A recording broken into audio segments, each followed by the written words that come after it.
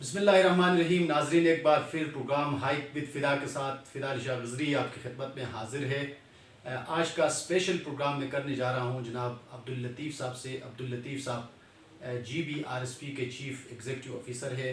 آپ کسی تعارف کے محتاج نہیں. ایک ARSP سے اپنے کریئر کا آغاز کیا.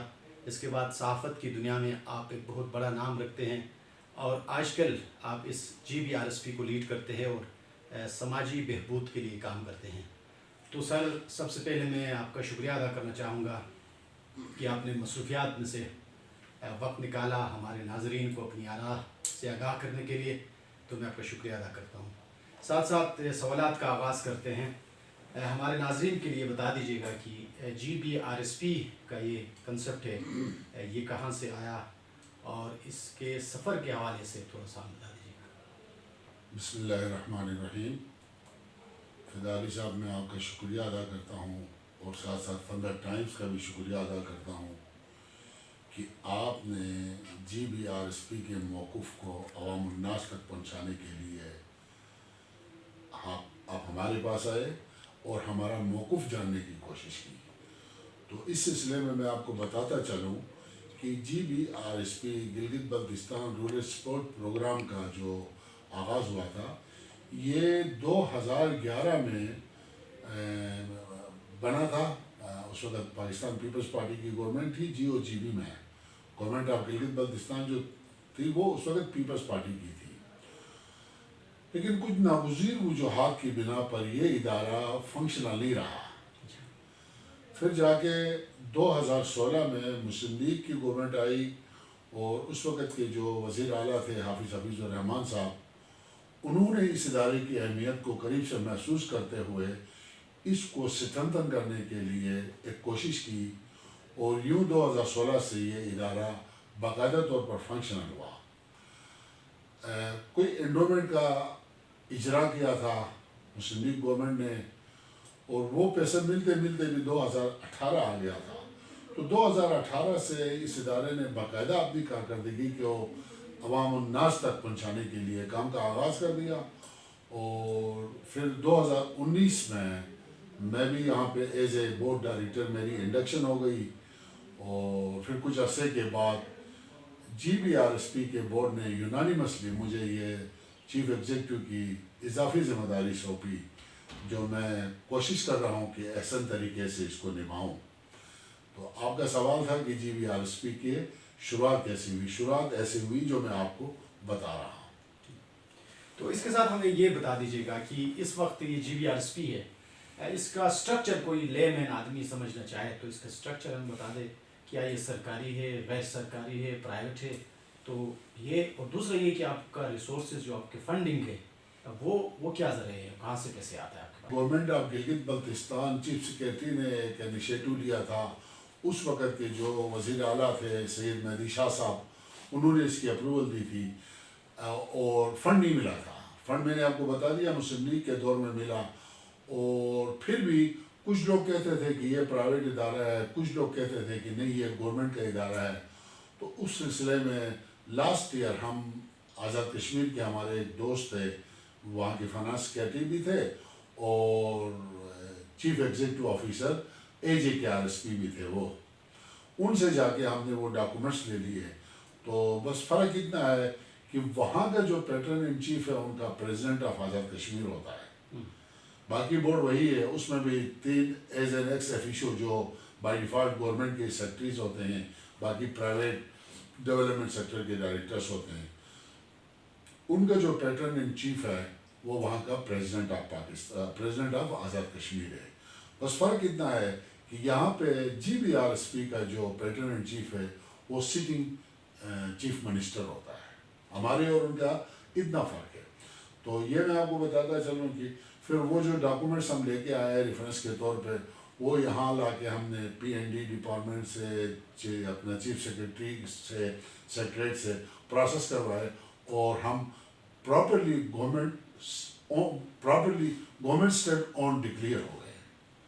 اور جو فنڈ تھا پہلے وہ یہ ڈکلیئر ہونے سے پہلے ہی ہمیں ملا تھا. تو اب تو ہم باقاعدہ PC1 بھی اپلائی کرتے ہیں تاکہ دیہی ترقی میں ہم اپنا پورا انپٹ ڈالیں، کیونکہ ہمارے پاس گورنمنٹ آف گلگت بلتستان کے علاوہ کوئی اور ریسورس نہیں ہے. ہاں البتہ پچھلے دنوں میں اسلام آباد گیا تھا, وہاں ٹرکش ایک ڈونرس کو ہم نے ہنٹ کیا, تو اس وقت بھی اس پہ ہم کام کر رہے ہیں.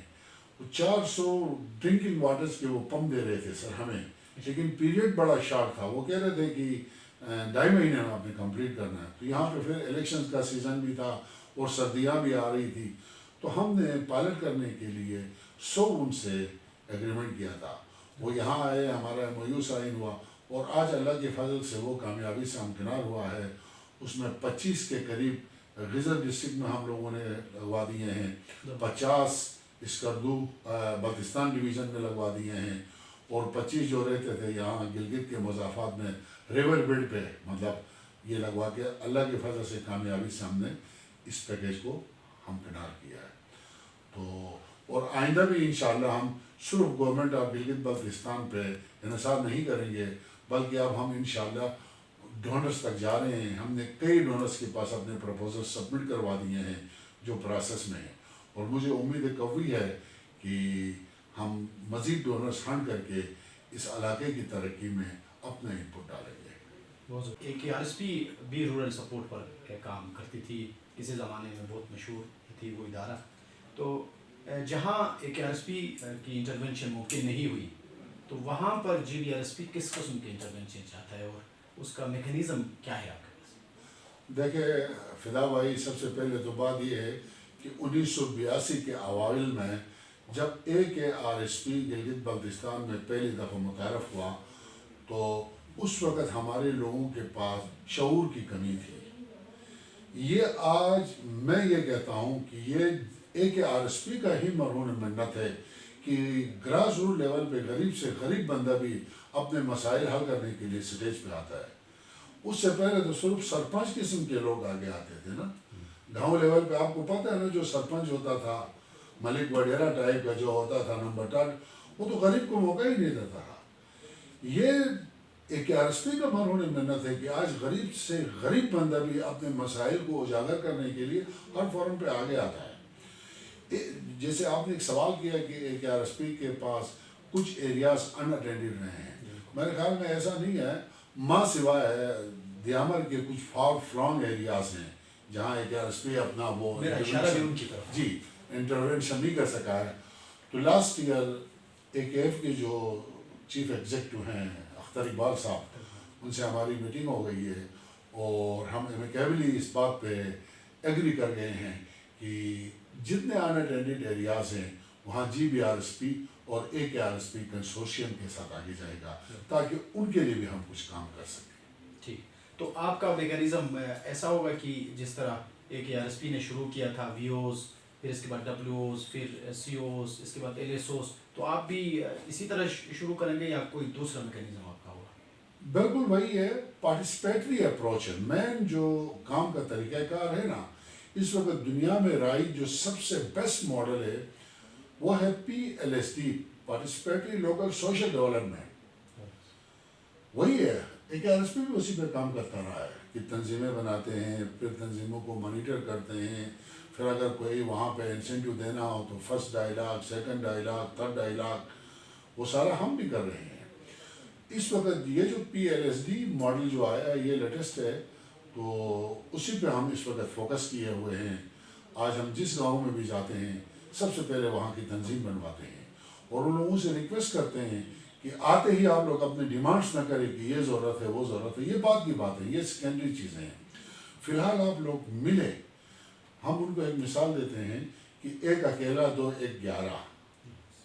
1 اکیلا 2 1 11 کا مطلب ہی مل کے خود کو اسٹرینتھن کرنا ہے.